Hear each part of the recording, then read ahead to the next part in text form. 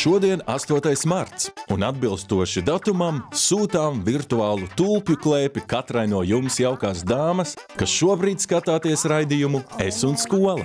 Tematikas uzturēšanai šoreiz runāsim tieši par meitenēm, bet kad jau par meitenēm, tad sanāk arī par puikām, jo tas ir apmēram kā ar rokām, kājām, acīm, ausīm, tas viss ir pa divi. Tāpat ar puišiem un meitenēm. Nekur tālu viņi viens no otra aiziet nevar. Skaidrs, ka nepretendējam atminēt sievišķības noslēpumu vai atrast vienu un pareizo meiteņu audzināšanas modeli, bet pašķetināt šos pavadienus, kāpēc gan ne? Tam ir jābūt interesanti un varbūt pat mazliet pārsteidzoši. Katrs no tā varēs paņemt sev noderīgo.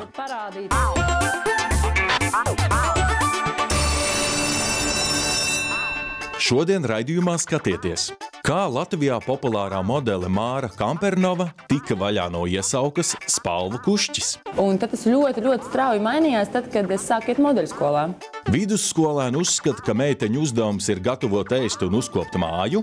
Tas gan vienkārši. Sievietēm ir vairāk maisaimniecības loma. Bērni jāaudzina. Viens dara to. Bet nevajag diskriminēt.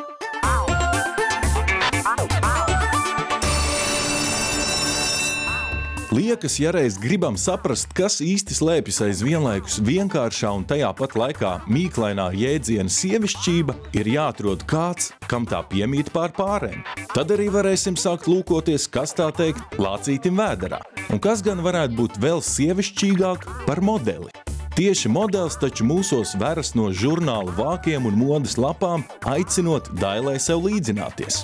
Māra Kampernova ir dzirkstoši, optimistiska un sirsnīgi draudzīga meitene, kam izdevies kļūt par vienu no populārākajām Latvijas modelēm. Savas karjeras laikā viņa padzīvojusies arī citās pasaules valstīs, bet šobrīd izvēlējusies būt tuvāk mājām. Bet savus skolas gadus, kad biežas pārcelšanās dēļ nomainījusi 5 skolas, Māra atceras kā īstu dumpinieces periodu, kad visiem spēkiem vajadzēs izsisties un cīnīties par savu vietu. Pamatskolā man bija ļoti biezi mati šeit, biezi mati visur, un man sāka apsaukāt par spalvu kušķis, un es nekad nepaliku parādā. Tā, kad ja man apsaukāja, tad es apsaukāju pretī, es vienmēr biju tāda cīnītāja. Un tad tas ļoti strauji mainījās, tad, kad es sāku iet modeļskolā. Un tāda pēkšņi tas status, kas man tika 14 gados es sāku, un es dzirdu, ka tie čaļi, kas man ir apsaukājuši par spalvu kušķi, es eju, viņi varbūt skatās, jā, viņi taču neiet kā modeli, kaut gan nē, es gāju vēl joprojām šitā, te nekā, bet viņi bija redzējuši bildes, un viņam sēs, wow, varbūt viņa nemaz nav tik tāda tīzla un puiciska un tāda, ka viņā varbūt kaut kas ir. Kaut arī Māra regulāri redzam uz žurnālu vākiem, piedalās modes skatēs un skaisti pozē sieviešu apģērbu katalogu lapām, ikdienā viņa savu sievišķību īpaši neuzsver. Ģērbis kā silti un ērti, ar matu veidošanu kosmētiku pārlieku neaizraujas, un tāda viegla pieeja ikdienas dzīvē jau kopš pašas bērnības. Es biju puiciski, cik vien varēju. Tāds pašpuika riktīgais. Es pa dubļiem vārtījos, tāds, kad smilškas te, viss, kāda meitenes vārki vispār ārprāt. Ko uzvilku, ar to arī gāju. Un es to savu sievišķību īstenībā pa lielam sajūtu, pateicoties savam darbam, un es teiktu tagad ap 21, ap 22 gadiem tikai, jo tas pašpuikas tēls man vienmēr ir bijis ikdienā, es esmu pašpuika, un kad jau sākās tas darbs, modelis darbs, tad es esmu sieviete. Jebkāda, kā viņi jūs vēlties. Māra novērojusi, ka tieši modē robeža starp vīrišķīgo un sievišķīgo bieži ir ļoti šaura. Tur lieti nodara spēja viegli pārslēgties no viena tēla uz citu. Bieži vien man kā modelē ir darbos jāiejūtas ļoti elegantos, ļoti sievišķīgos tēlus, un tajā pašā mirklī man jābūt čālim, kas iet. Es esmu gājis pa mēli kā čālis ar citiem čaļiem, tā kā puišiem, un tā robeža ļoti zūd. Īpaši arī tagad ir modeļi vīrieši, kuriem ir gari mati, un viņus ieģērb sieviešu drēbēs. Un tā ir īstenībā mode, ir tāds izcils veids, kā parādīt, ka var spēlēties ar tiem dzimumiem. Kad tas nav tā, ka tu piedzimsti kā sieviete, tev visu mūžu jāsteigā svārkos. Tas, protams, tas tev ir rāda to sievišķību, bet mode parāda, ka tā sistēma un tās normas, ka viņas ir izplēnošas. Tāpēc tas nav tik vienkārši pateikt, sieviete un vīrietis. Gan skolas laikā, gan vēlāk modeles darbā Māra pārliecinājusies, ka sieviete var justies labi arī nesakojot sabiedrības standartiem, kas kā nerakstīti likumi nosaka, kādai viņai būtu jābūt. Fiziski mēs ļoti atšķiramies vīrietis no sievietes. Tas ir ļoti vizuāli redzams. Bet tās sabiedrības lietas, ka meitenei jābūt tur gariem matiem, tur kleitām un tam līdzīgas lietas, tas tā nav. Jo īpaši, kad man bija īsi mati, es ļoti labi varēju pārvērsties no tā pašpuikas uz ļoti elegantu un skaistu sievieti ar make-upu, ar auskariem un vispārējais. Man tie mati, man it kā tā standarts, ka meitenēm nav īsi mati, vispār netraucēja kļūt sievišķīgai, tad, kad man to vajadzēja. Tas ir stāsts par sabiedrības normām noliktām. Kas piemīt sievietēm, kas piemīt vīriešiem. Piemēram, Amazonas ciltīs vīriešiem ir jābūt gariem matiem. Tur ir viņu spēks un sievietēm izdzen šeit galvu un viņam kļūst īsti mati. Tas ir pilnīgi pretēji. Bet kādi tad īsti mūsdienās ir priekšstati par sievišķību? Un te ir daži universitātes bibliotēkā nejauši sastaptu studentu viedokļi par to, kādas ir meitenes un vai viņām dzīvē jāmācās no puikām atšķirīgas prasmes. Varbūt jāiemāc tās pāris lietas, kas kuram vairāk, puišiem, kaut kāds ar celtniecību vairāk saistītas lietas, vai meitenēm ar virtuvi, vai kā. Man šķiet, ka katram ir savu pienākumu, bet nevajag jau iedalīt tā, ka, nezinu, tur meiteni mazgā grīzes un puisis tikai skatās, kā viņi to dara. Nē, tad jau jāiedala. Viens dara to, viens dara to. Ne, protams, arī meitenes var tur būvēt un celt, bet tomēr tas fiziskais faktors ir ļoti svarīgs. Un, arī, man liekas, tas iedzimts vairāk. Jau evolūcijas gaitā tas vairāk attīstījies. Meitenes jau pašas ir tādas, kā saka, tādas klusākas, tādas, prātīgākas arī starp citu. Gan mācībās, gan arī vispār dzīvē. Viņām ir vairāk centības noteikti, tāpēc arī viņas dzīvē vairāk sasniedz bieži vien. Galvenā atšķirība ir tāda, ka meitenes ir daudz emocionālāks nekā puiši, un arī tas, ka viņas ļoti daudz domā un spēja koncentrēties uz vairākām lietām vienlaikus. Jo puiši dara kaut ko, viņi tikai koncentrējās uz to, bet meitenes var darīt vienu, domāt par kaut ko citu, vēl nezinu. Pilnīgi par ko. Meitenes ir atšķirīgas no puišiem tādā ziņā, ka viņas pamana vairāk detaļu, tur, kur puiši tās nepamanīs. Un es domāju, tieši varbūt apģērbos, apkārtējā pasaulē un tam līdzīgi. Jo savādāk, ja meitenes vienmēr, tā kā visur pamanītu vairāk detaļu, tad viņas būtu labi inženieri, viņas būtu vairāk eksaktās. Ar puikām ir tā, ka viņas vairāk tikai krīt un atcīt galvu, un varbūt tas arī ietekmē viņu tālāk nākotnē, tā kā nedomāt par sekām, ka viss tāpat būs labi. Teorija par to, ka puikas bērnībā biežāk pamanās sasist galvu, tāpēc arī meitenes centīgumā un nopietnībā viņiem dzīvē parasti aizsteidzas priekšā, protams, ir vienreizēji kaut vai tāpēc, ka tā izklausās pēc pilnīgi satriecošas jaunradas. Tomēr visticamāk, ka šis skaidrojums neizturētu kritiku, tāpēc ķeramies pie ekspertu viedokļiem. Izrādās, ka sieviešu un vīriešu ģenētiskā atšķirība slēpjas smadzeņu savienojumā, kas sievietēm ir resnāks, bet vīriešiem tievāks. Tas arī nosaka mūsu dažkārt dažādo pieeju lietām. Saka, ka tas ir veidojies no šīm aizvēsturiskiem laikiem, ka vīriešiem vajadzēja iet medībās, tātad koncentrēties uz vienu lietu un to otru visas emocijas tanī brīdī atslēgt un pievērsties vienai. Un sieviešu rūpe bija bērni, nepazaudēt uguni, paklausīties vai nenāk kāds svešais, kas notiek riņķī. Tad tās vairākas smadzeņu daļas un pa vidam pamazām tas attīstījās, ka viņa spēja šīs abas divas smadzeņu puslodes tā kā vairāk vai mazāk turēt līdzsvarā. Līdz ar to meitenes dažādās situācijās pieslēdz arī emocijas, kamēr vīrieši ne. Tas nenozīmē, ka viņiem šo emociju nav. Viņi gluži vienkārši nevar risināt situāciju un vienlaikus būt emociju pārņemti. Puiši par emocijām, ja viņiem emocijas galvā darbojās, tad viņiem atkal racionāli grūtāk viņas ir izteikt. Viņš sēdēs varbūt un klusēs, un mums, ja mēs nesaprotam to savstarpēji, tad var likties, viņš tāds neemocionāls cilvēks, sēž un klusē. Lūk, un te arī atklājas, kāpēc sievietes dēvē par emocionālām, bet vīrieši par praktiskiem. Tomēr svarīgi vienmēr paturēt prātā, ka vīriešu emociju neesamība tomēr ir tikai šķietamība. Tas, ka kaut ko nevar uzreiz redzēt, nenozīmē, ka tā nav vispār.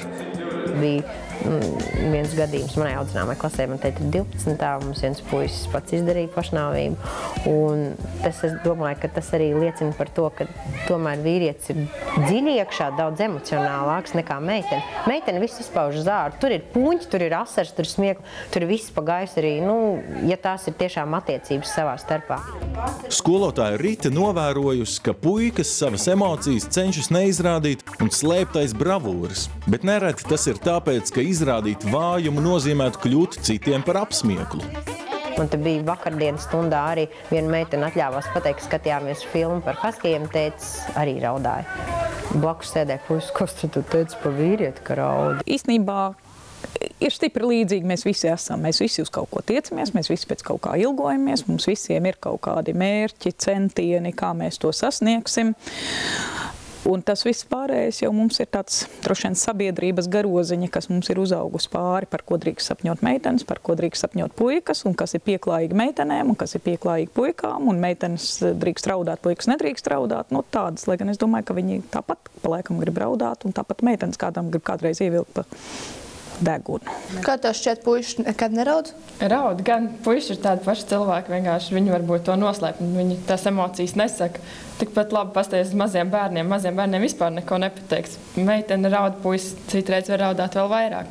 Bet ar laiku mazliet mainās, bet tomēr viņi raud, visi raud. Vai tu domā, ka puiši, kas raud, varētu būt savādāki par puišiem, kas neraud?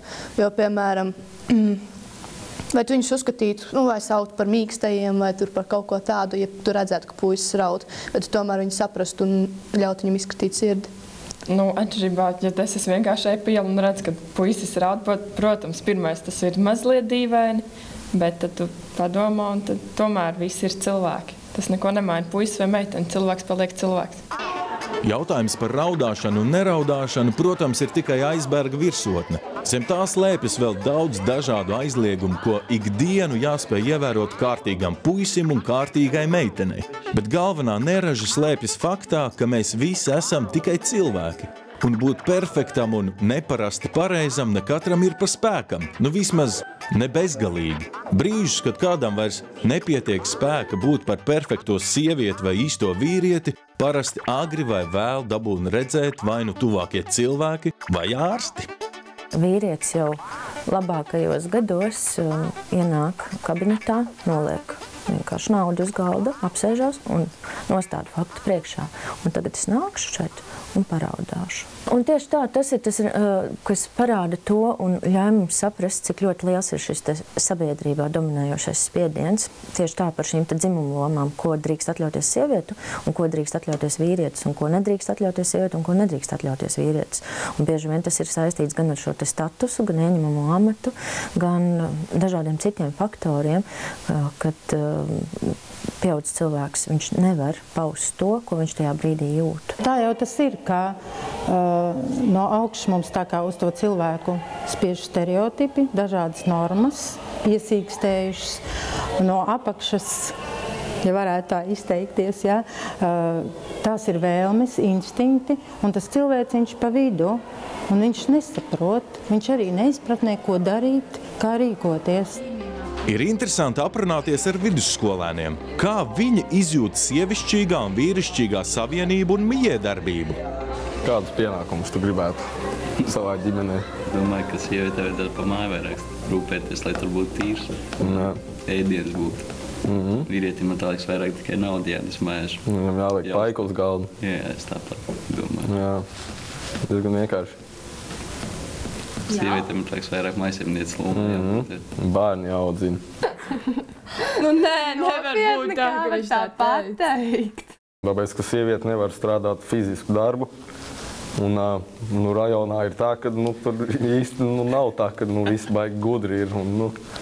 Parasti nav tā, ka sieviete ir baigi gudrā, un tad viņa ir jurista, un viņa ceļ pīķēra. Paigi, bet ja sieviete strādā ļoti labu darbu, vai viņa arī ir mājās? Tad viņi sadala to. Jo viņi abi strādā.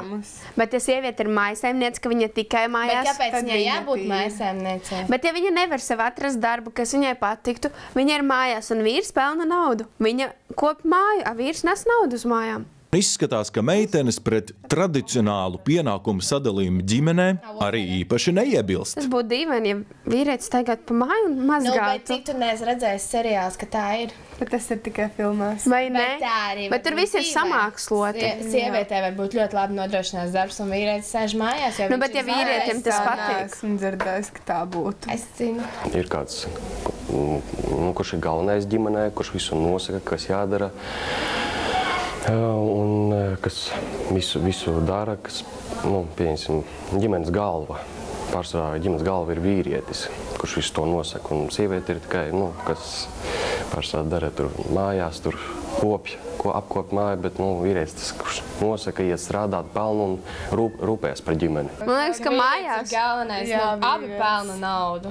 Jā, bet tu esi mājās. Nedaudz pakļaujās. Viņš ir galvenais. Viņš ir kā par naudu, viņš ir galva. Bet viņš ir ģimenē un par naudu. Bet sieviete pa visu māju, jo viņa viņu uzkopja un viņa rūpējas par to māju. Vīrietis tikai naudu nes.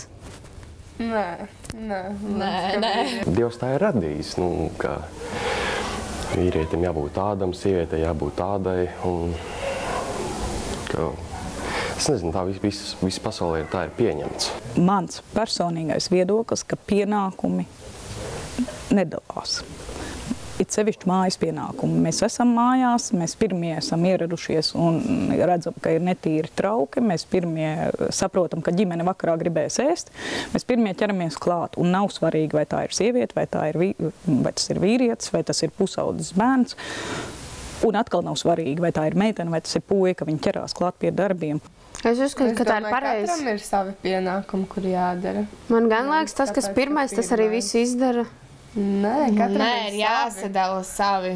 Tas sanāk negodīgi, ka cits vairāk dara un cits mazāk. Un tad nemaz nejūtas vainīgs, ka neko nav izdarījis.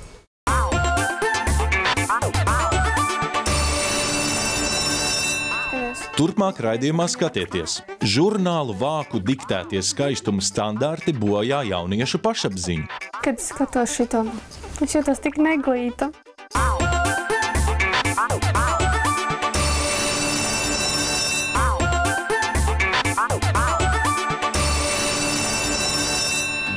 Redzot, cik pamatīgi bērnos tiek ieaudzinātas noteiktajā sabiedrībā pieņemtās dzimumu lomas, modele Māra satraucas, ka tā cilvēki var pazaudēt savu radošumu, kāpēc tam dzīvē var pietrūkt. Un tā arī viena lieta, ko es gribu teikt, kad audzināšana ir tas, kas uzliek arī tos standartus, ka tu tagad būsi sievieši, tu tagad neraudāsi, tu esi zēns, tu nevar raudāt, vai arī, tu jau esi meitene spēlējies ar lelītēm. Tas ir audzināšanas lieta.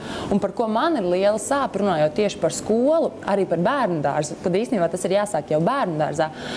Kas ir tās lietas, ka meitenēm tiešām iedod spēlēties vairāk ar lellēm, čaļiem iedod vairāk spēlēties ar mašīnu? Ka neviens neskatās uz to bērnu kā vienkārši individu, nesoties uz viņu dzimumu neko, un viņā ierauga tās spējas, kas viņā ir, un ļauj viņam viņas attīstīt. Taču eksperti atgādina, ka nevar prasīt no sabiedrības, lai tā ņemtu un uz karstām pēdām attiektos no savas ierastās kultūras un priekšstatiem par to, kas ir sieviete, vīrietis, ģimene un dzīvotu pilnīgi brīvi. Mēs redzam, tas, kā ir jāaudzina bērni, tas ir tāda tēma, kas satrauc ļoti plašu sabiedrības daļu un kas var radīt arī milzas satricinājumus gan politiskā vidē, gan sabiedrībā kopumā. Līdz ar to ir mums ārkārtīgi spēcīgi priekšstati par to, kā ir jāaudzina savu bērnu, bet paldies Dievam, katram ir tās tiesības izvēlēties, kā es audzinu savu bērnu. Vārdu sakot, galvenais, lai labu gribēdami, neliekam sajusties bērnam kā sabiedrības normās ieslodzītam cietējam, jo pārāk liela tā saukto pareizo lomu uzspiešana cilvēkam var radīt trauksmi, it īpaši gadījumos, kad vēlamā loma nesaskan ar viņa iekšējo aicinājumu. Es nedomāju, ka šeit ir tik būtiski apzināties meiteņu un puišu atšķirības, cik katra bērna atšķirības, jo, ja mēs skatāmies uz to bērnu kā uz individualitāti, tad mēs apzināmies, ka viņš var izvēlēties to, ko viņš vēlās, kad puisis var kļūt gan par baletdejotāju, gan par rokdarbnieku, un iespējams lietas, ko mēs mūsdienās saistam ar sievišķību, piemēram, aušana, vai dažādi citi rokdarbi.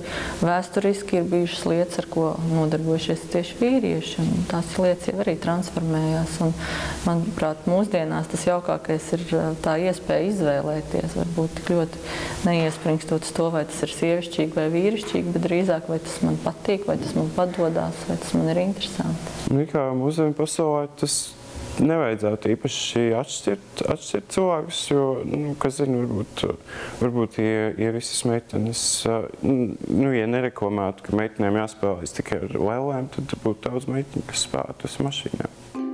Būtu lieliski, ja savus talantus un prasmes, neatkarīgi no dzimuma, katram bērnam palīdzētu attīstīt skolā. Šādā lietā lieti nodara, piemēram, Latvijas Universitātes izvērstā atbalsta programma. Tās ietvaros apakšprogrammā ar nosaukumu Atbalsts pozitīvai uzvedībai pilnīgi visiem skolēniem ir jāievēro vienādi uzvedības noteikumi. Tur itin nekas nav teikts par kārtīgām meitenēm vai delvarīgiem puikām. Visiem noteikumi ir vienādi, lai neviens nejustos sliktāk par pārējiem. Savukārt meitenēm un puikām vienam otra uztvers ģenētiskās atšķirības iepazīt palīdz lasīt mācīšanās programmu, kur skolēni lasa pa pāriem. Puišiem ir grūtāk lasīt skaļi, tanī brīdī atcerēties. Bet, ja viņam ir jālasa otram priekšā, viņš trenē tās daļas. Un, ja viņam ir salikti pārī, varbūt kopā puika ar meiteni, viņiem atkal ir iespēja redzēt, kā var strādāt atšķirīgi. Jo šajā vienaudžu mācīšanās lasīt prasmes apguvē programmas sadaļā, tur ir ļoti labi, ka viņiem ir jāstrādā kopā un viņi nesacenšās viens ar otru. Viņi vienkārši viens otram palīdz mācīties. Neīsto vīriešu un nepareizo sieviešu apcelšanu labi noregulē sociāli-emocionālā intelekta audzināšanas programma, kur atbalsta projektā bērniem jau no mazākajām klasēm māca cienīt otra atšķirīgo viedokli un parāda, cik pasaulē esam dažādi un galvenais – drīkstam tādi būt. Tā arī tā spēja, tā māka, ko iemāca bērnībā par sevi pastāvēt un sevi uztvert kā pietiekami, drošu par savu vietu, tad iespējams varbūt arī var daudz savādāk veidot šīs attiecības. Un tā atkal būs tā emocionālā inteliģence, par ko mēs runājam. Ja cilvēks ir saskaņā ar sevi un jūtas droši, viņš var veiksmīgi veidot attiecības un izpausties profesionālajā jomā. Viņš ir pārliecināts, ka drīkst sekot saviem talantiem un interesēm, neatkarīgi no dzimuma vai sabiedrības stereotipiem. Noteikti ģimenē vecāki var vērst uzmanību vairāk uz to, ko bērns tajā brīdī grib darīt. Kā viņš sevi grib paust, kā viņš grib sevi apliecināt, kaut vai tieši tā, ka es te esmu.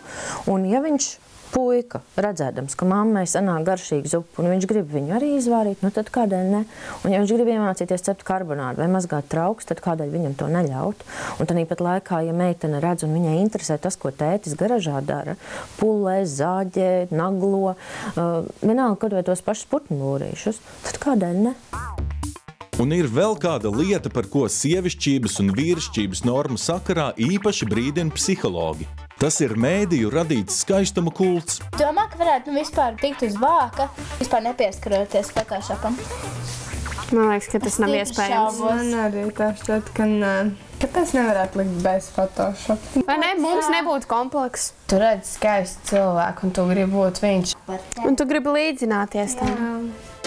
Pusauģa psihe ir vārīga. Viņš ļoti uzsūc visu, kas nāk ceļā un kādiem standartiem jāatbilst. Galu galā meitenes badojas, puiši grib iet un 15 gadu vecumā uztrenēt Schwarzenegger cienīgus muskuļus, bet gadās, ka attopas psihoterapeita kabinetā.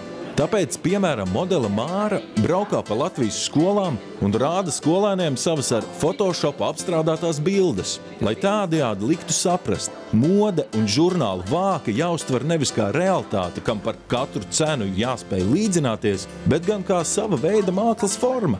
Bet ar Māras aktivitātēm vienalga būs par maz, ja savu ārtavu bērnu pašapziņā neieliksim mēs, vecāki. Tas ir tie stereotipi, ko diktē sabiedrība, kas nāk no masu mēdījiem lielā mērā.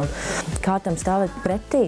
Jautājums varētu būt vecāki noteikti par to interesētos, ko tad darīt. Un te arī, es domāju, tāpat mēs runājam bērnu emocionālās audzināšanas programmā par šo tēmu, ka svarīgi ir tas, kāda patiesībā ir tās vērtības ģimenē, ko ģimene bērnam iemāca un parāda vispār kā vērtību, kāds tu, kā cilvēks, vari būt vērtība, kas ir tas noteicošais, vai tas, kā tu izskaties, ko tu velc mugurā, ja, ko tu ēd, vai tas, kas tev ir galvā, kas tev ir sirdī, kā tu izturies. Pētījumi ir pierādījuši, ja bērnam ģimenē būs ielikta stabila vērtību sistēma, arī nonākot citā, pat ļoti atšķirīgā vidē, viņa sajūtas un pārliecinātība par sevi saglabāsies stabili. Viņš jutīsies apmierināts un veselīgi pašpārliecināts, tā kā vecāki un skolotāji. Viss ir mūsu rokās.